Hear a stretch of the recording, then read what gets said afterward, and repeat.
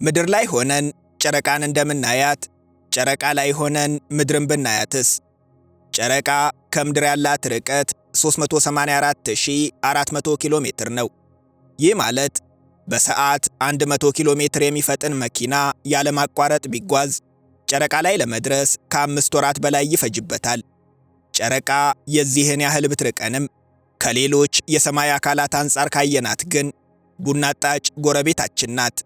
ለዚያ ነው የእኛዋ ምድር ከጨረቃ ስትታይ ከሰማያዊና ነጭ ቀለም የተሰራች ኳስ መስላ በጉል የምትታየው። ይህ ምስል ግን ምድር በዩኒቨርስ ወይም በአጽናፈ ዓለም ውስጥ ያላትን ትክክለኛ መጠን አያሳየንም። ከአጽናፈ ዓለም አንጻር ምድር ምን ያህል ትንሽ እንደሆነች በጥቂቱ ለመረዳት ከፀሐይ ርቀት ልናያት ይገባል። ፀሐይ ከምድር ያላት ርቀት 150 ሚሊዮን ኪሎ ሜትር ነው። እንዲህ ያስቡት፣ እኔና እናንተ በሰዓት 100 ኪሎ ሜትር የሚፈጥን መኪና እየነዳን ዛሬ ወደ ፀሐይ መጓዝ ጀመርን።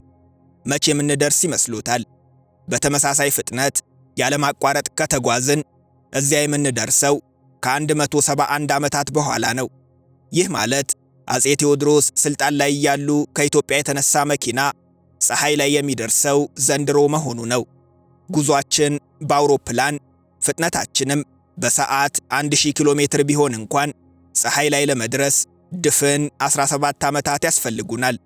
ያም ሆኖ ፀሐይ እንደ ምድር አይደለችም። በእግራችን የምንረግጠው ጠንካራ ቁስ አካል የላትም። ከከፍተኛ ሙቀት የተነሳ ፀሐይ ላይ ማረፍም አይቻልም።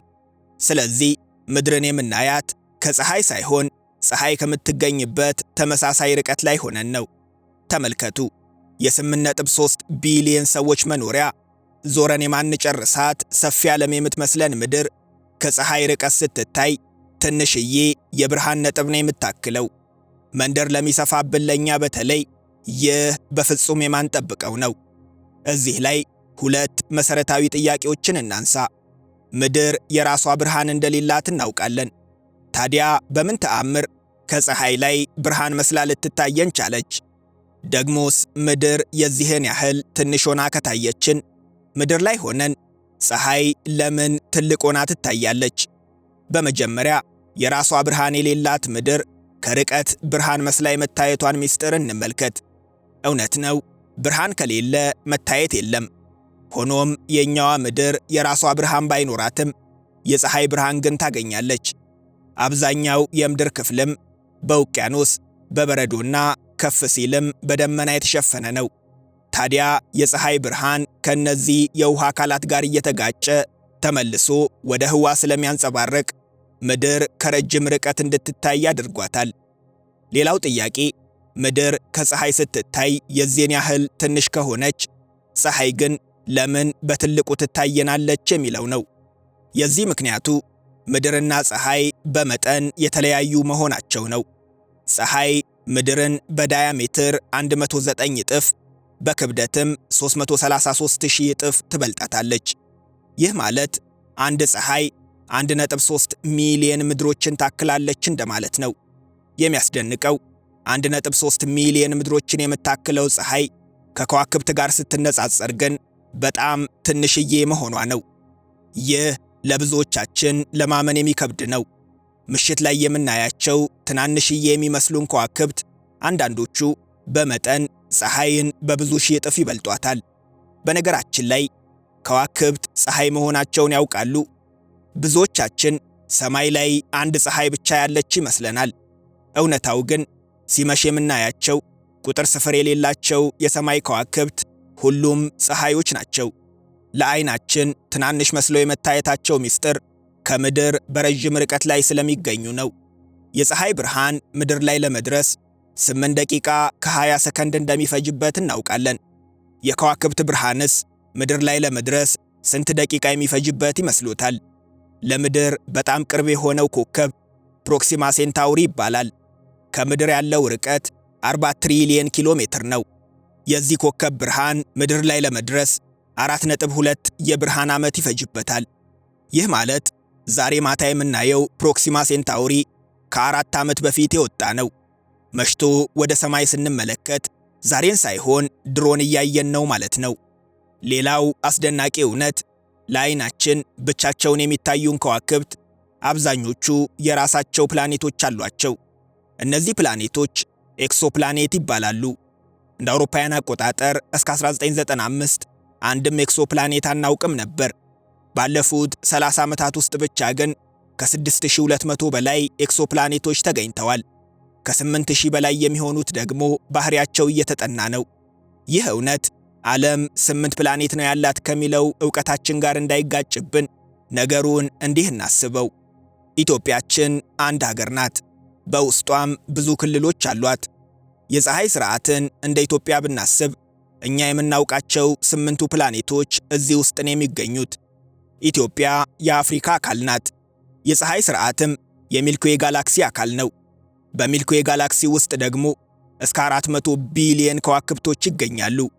ይህ ግን መጨረሻው አይደለም። አፍሪካ አንድ አህጉር ብቻ ናት። ሚልክዌይም አንድ ጋላክሲ ብቻ ነው። ዓለማችን ላይ 7 አህጉራት እንደሚገኙት በአጽናፈ ዓለም ውስጥ ደግሞ ልክ እንደ ሚልክዌይ ጋላክሲ ያሉ ከ2 ትሪሊየን በላይ ሌሎች ጋላክሲዎች ይገኛሉ። ይህ የሚነግረን አጽናፈ ዓለም ማሰብ ከምንችለው በላይ ግዙፍ መሆኑን፣ የእኛዋ ምድርም በሰፊው ዓለም ውስጥ ያላት ቦታ ምን ያህል ትንሽ እንደሆነ ነው። እዚህ ላይ የሰው ልጅ ከጥንት ጀምሮ የጋራ መልስ ያላገኘለትን አንድ ጥያቄ እናንሳ። ይህንን ሁሉ ሰፊ ዓለም ማን ፈጠረው? ብዙዎቻችን ሳይንስ አጽናፈ ዓለምን መርምሮ የጨረሰ ይመስለናል። እውነታው ግን የሰው ልጅ በቀጥታ የሚያውቀው ተራ ቁስ አካል ከአጽናፈ ዓለም ጠቅላላ ይዘት 5% ብቻ ነው። 95% የማይታወቅ ዓለም ነው። ሳይንስ እንደሚለን የአጽናፈ ዓለም 68% ዳርክ ኢነርጂ፣ 27% ዳርክ ማተር ነው። የሚገርመው ዳርክ ማተር እና ዳርክ ኢነርጂ ምን እንደሆኑ ሳይንስ ራሱ አለማወቁ ነው። የአሜሪካው የጠፈር ምርምር ማዕከል ናሳ ዳርክ ኢነርጂ መኖሩን እንጂ ምን እንደሆነ እኔም አላውቀውም ይላል። ታዲያ ምንነታቸው ካልታወቀ መኖራቸው እንዴት ታወቀ? ሳይንቲስቶች ዳርክ ማተር መኖሩን ያወቅነው የሚያሳየውን የስበት ተጽዕኖ በመመልከት ነው ይላሉ። ዳርክ ኢነርጂ ደግሞ ከዚህም በላይ እጅግ አስደናቂ ነው። አጽናፈ ዓለም መነሻና መድረሻው የማይታወቅ እጅግ ሰፊ እንደሆነ ተመልክተናል። ይህ ዓለም በሚያስደንቅ ፍጥነት ይበልጥ እየሰፋ ነው። ለምን? እንዴት? ማንም ትክክለኛ መልስ የለውም። ይህንን መስፋፋት እያፋጠነ ያለውን ያልታወቀ ምክንያት ግን ሳይንቲስቶች ዳርክ ኢነርጂ ብለው ይጠሩታል። ሌላም የማናየው በሳይንስ ግን መኖሩ የተረጋገጠ ነገር አለ። ብላክ ሆል ይባላል። ብዙዎቻችን ብላክ ሆል በህዋ ላይ ተንሳፎ የሚገኝ ጥቁር ነገር ይመስለናል። እውነታው ግን ብላክ ሆልን ማንም አይቶት አያውቅም። ምክንያቱም ብርሃን ከብላክ ሆል ሊወጣ አይችልም። መኖሩ የታወቀው በሚያሳየው ተጽዕኖ ነው። ከብዙ አስርተ ዓመታት ምርምር በኋላ እንደ አውሮፓውያን አቆጣጠር በ2019 ሳይንቲስቶች የብላክ ሆልን የመጀመሪያ ምስል አሳወቁ። ያዩት ግን ብላክ ሆልን ሳይሆን በዙሪያው ባለው ብሩህ ቁስ መካከል የሚታየውን ጥቁር ጥላ ነበር። ይህም የሰው ልጅ የብላክ ሆልን ምስል ለመጀመሪያ ጊዜ ማየት የቻለበት ታላቅ ግኝት እየተባለ ይጠራል። ይህ ታዲያ አንድ ለመመለስ ከባድ የሆነ ጥያቄ ያስነሳል። የማናየውን ነገር ሁሉ እንደሌለ መቁጠር አለብን ወይስ ተጽዕኖን በማየት ብቻ መኖሩን ማመን እንችላለን?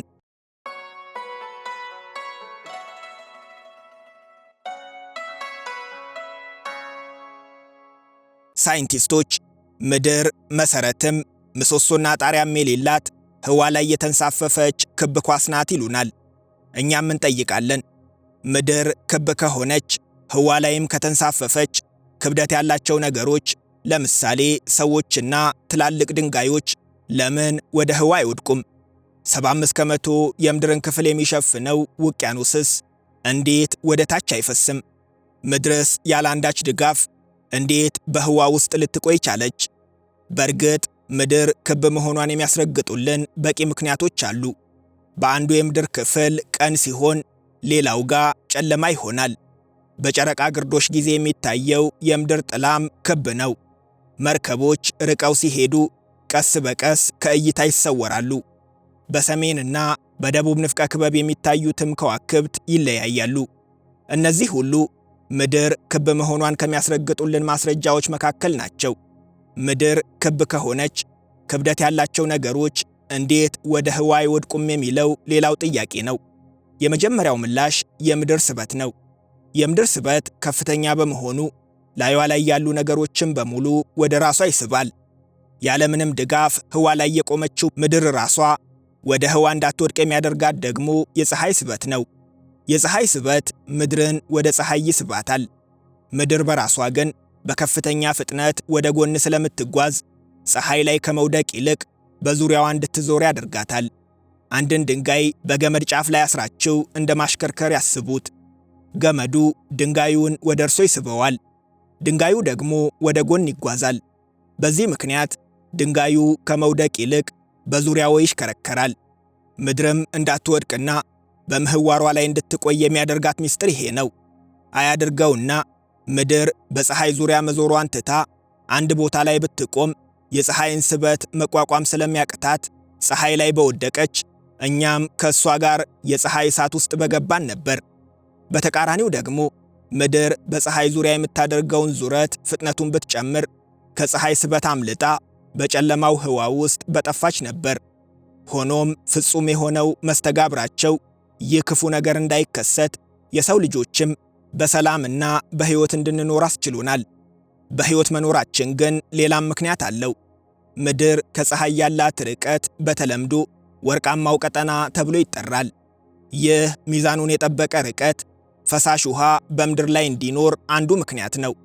ምድር ወደ ፀሐይ ትንሽ ቀርባ ቢሆን በምድር ላይ ያለው ውሃ ከከፍተኛ ሙቀት የተነሳ ተኖ ባለቀ ነበር። ከፀሐይ በጣም ርቃም ቢሆን ኖሮ ምድር በጣም ቀዝቃዛ ስለምትሆን ፈሳሽ ውሃ በሙሉ ወደ በረዶነት በተቀየረ ነበር። ከባቢ አየርም ምድርን ለኑሮ ምቹ ያደረጋት ሌላው ምክንያት ነው። ሙቀትን በመያዝ ምድር እንዳትቀዘቅዝ ይረዳል። እንዲሁም ጎጂ የፀሐይ ጨረሮችን ይከላከላል። ትናንሽ የጠፈር ድንጋዮችም ወደ ከባቢ አየር ሲገቡ በከፍተኛ ፍጥነት ስለሚሞቁ አብዛኞቹ አደጋ ሳያደርሱ ሙሉ በሙሉ ወይም በከፊል ይቃጠላሉ።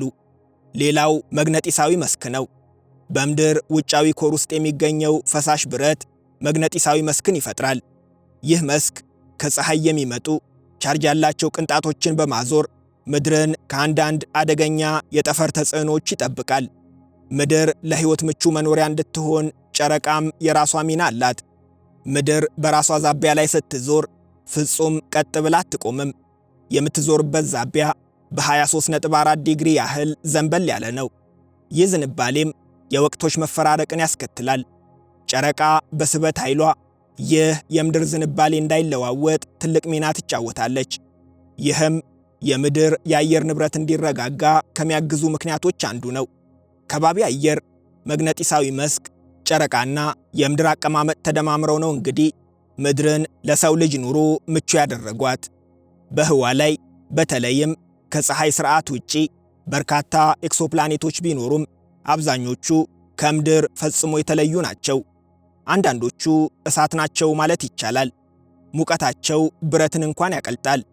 ሌሎች ደግሞ እጅግ ቀዝቃዛ በመሆናቸው ፈሳሽ ውሃ የላቸውም። ሌሎቹ በከባድ አውሎ ንፋስ የሚናወጡ ግዙፍ የጋዝ ዓለማት ናቸው። አንዳንዶቹም ከኮከባቸው ጋር የተቆለፉ በመሆናቸው አንዱ ጎናቸው ብቻ የኮከብ ብርሃን ያገኛል፣ ሌላው ጎናቸው ለዘለዓለም በጨለማ ውስጥ ይኖራል። እዚህ ላይ የሰው ልጅ ለዘመናት መልስ ያላገኘለት ታላቅ ጥያቄ ይመጣል። በአጽናፈ ዓለም ለኑሮ ምቹ የሆነች የምናውቃት ፕላኔት ምድር ብቻ ከሆነች ሕይወት ያለው ፍጥረት የሚገኘው ምድር ላይ ብቻ ነው ወይ የሚለው ነው። ይህ ቀላል የሚመስል ጥያቄ ምናልባትም በሰው ልጅ ታሪክ ከተጠየቁት ሁሉ የሚበልጠው ጥያቄ ነው። ምክንያቱም የዚህ ጥያቄ መልስ ስለ ራሳችን ማንነት ያለንን ግንዛቤ ሙሉ በሙሉ ሊቀይረው ይችላል። ሳይንስ የሚለን እስከ ዛሬ የሰው ልጅ ባለው ዕውቀት ውሃ በፈሳሽ መልክ የሚገኝባት፣ ከባቢ አየር ያላት፣ ቀንና ሌሊት የሚፈራረቁባት፣ ወቅቶች የሚቀያየሩባትና ሕይወት የሚገኝባት ብቸኛዋ ፕላኔት የኛዋ ምድር ናት። ይህ ግን የሰው ልጅ ስለ ዩኒቨርስ ያለውን ዕውቀት እንጂ የዩኒቨርስን እውነት አይነግረንም።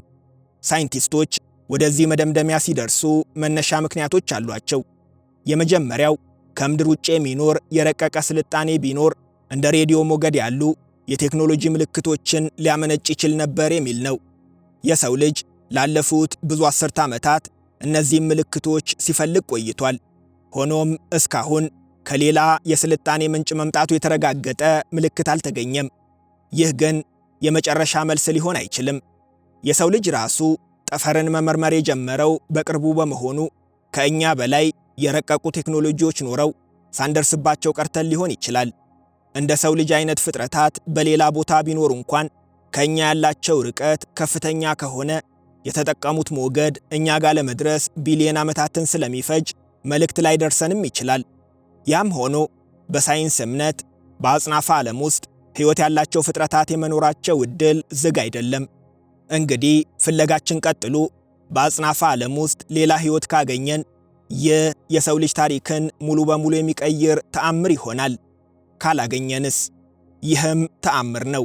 የዚህን ያህል ሰፊ በሆነው ዩኒቨርስ ውስጥ ሕይወት የሚገኘው በትንሽየዋ ምድር ላይ ብቻ ከሆነ የሰው ልጅ ሕይወት የማይገመት ከፍ ያለ ዋጋ ያለው መሆኑን ይነግረናል።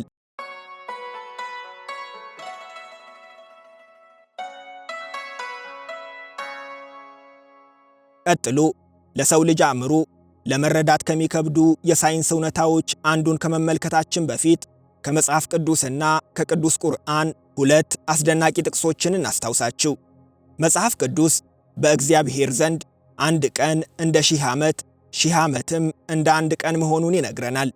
ቅዱስ ቁርአንም በጌታ ዘንድ ያለው አንድ ቀን እናንተ ከምትቆጥሩት ዓመት እንደ 1000 ዓመት ነው ይለናል። ይህ ታዲያ አንድ አስገራሚ ጥያቄ ያስነሳል። ጊዜ ለሁሉም እኩል ነውን? ለብዙ ዘመናት የሰው ልጅ የሚያውቀው ጊዜ ለሁሉም እኩል መሆኑን ነው። አንድ ሰከንድ በሁሉም ቦታ አንድ ሰከንድ፣ ደቂቃም ደቂቃ፣ ዓመትም ዓመት እንደሆነ። ከዚያ ግን አንድ ወጣት ሳይንቲስት መጣ። ማንም ያልደረሰበትን የጊዜ ምስጢርም ገለጠ። እንዲህ አለ፣ ጊዜ በሁሉም ቦታ አንድ አይደለም። ፍጥነትና ስበት ጊዜን ሊያዘገዩት ወይም ሊለውጡት ይችላሉ። ብዙዎች ግን አልተቀበሉትም ነበር። ይህ ወጣት ሳይንቲስት አልበርት አንስታይን ይባላል። አንስታይን በ1905 እና በ1915 ባሳተመው የሪላቲቪቲ ቲዮሪ ጊዜ ፍጹም እንዳልሆነ ይነግረናል። ይህንን በቀላሉ ለመረዳት ሳይንቲስቶች ትዊን ፓራዶክስ የሚሉትን ምሳሌ እንመልከት። ሁለት መንታ ወንድማማቾች እንዳሉ እናስብ። አንደኛው ምድር ላይ ይቀራል፣ ሌላኛው በከፍተኛ ፍጥነት ወደ ጠፈር ይጓዛል። ከተወሰነ ጊዜ በኋላም ወደ ጠፈር የሄደው ልጅ ወደ ምድር ይመለሳል። ሁለቱ ሲገናኙ ጠፈር ላይ የቆየው ምድር ላይ ከቀረው ወንድሙ ያነሰ ዕድሜ ይኖረዋል። ምክንያቱም ምድር ላይ ከምንኖር ሰዎች አንጻር ጠፈር ላይ በከፍተኛ ፍጥነት ለሚጓዙ ሰዎች ጊዜ ይዘገያል። ይህ ማለት ጠፈር ላይ ሰከንዶች ቀስ እያሉ ይቆጥራሉ ማለት አይደለም። ጠፈር ላይ የነበረው ልጅ እሱ ጋር ጊዜ ቀስ እያለ እንደነበረ አይታወቀውም። ልዩነቱን የሚያውቀው ወደ ምድር ሲመለስ ነው።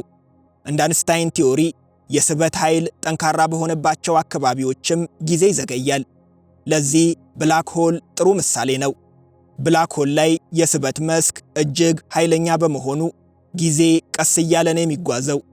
አንድ ሰው ብላክ ሆል አቅራቢያ ቆይቶ ወደ ምድር ቢመለስ በምድር ላይ ካሉ ጓደኞቹ ያነሰ ዕድሜ ይኖረዋል።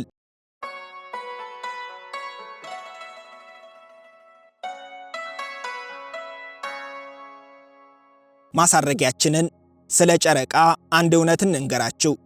ከሰማይ አካል ሁሉ የቅርባችን የሆነችው ጨረቃ እየራቀችን እንደሆነ ያውቃሉ? ይህ በፍጹም የማንገምተው ነው። የምሽታችን አድማቂ በየወሩ ከሰማያችን ላይ የማናጣት ጨረቃ ለብዙዎቻችን ከምድር ጋር አብራ የምትኖር የማትለየን ጎረቤታችን ትመስለናለች። እውነታው ግን ጨረቃ ከምድር እየራቀች ነው። ሳይንቲስቶች በጨረቃ ላይ የተቀመጡ ልዩ መስታወቶች ላይ የሌዘር ብርሃን በመላክ ባደረጉት ጥናት ጨረቃ ከምድር እየራቀች መሆኑን አረጋግጠዋል። የዚህ ምክንያቱ ጨረቃና ምድር የሚለዋወጡት ኃይል ነው። ይህ ሂደት ግን ዛሬ የጀመረ አይደለም። ሳይንስ እንደሚለን በመጀመሪያ ዘመኗ ጨረቃ ለምድር የቀረበች ነበረች። ዛሬ ግን ይህ ርቀት ወደ 384400 ኪሎ ሜትር ከፍ ብሏል። ይህ ግን ጨረቃን በቅርቡ እናጣታለን ማለት አይደለም። ከምድር እየራቀች መሄዷ እውነት ቢሆንም የምትርቅበት ፍጥነት ግን አነስተኛ ነው። የዛሬ ጉብኝታችንን በዚሁ አበቃን። አብራችሁን ስለቆያችሁ እናመሰግናለን።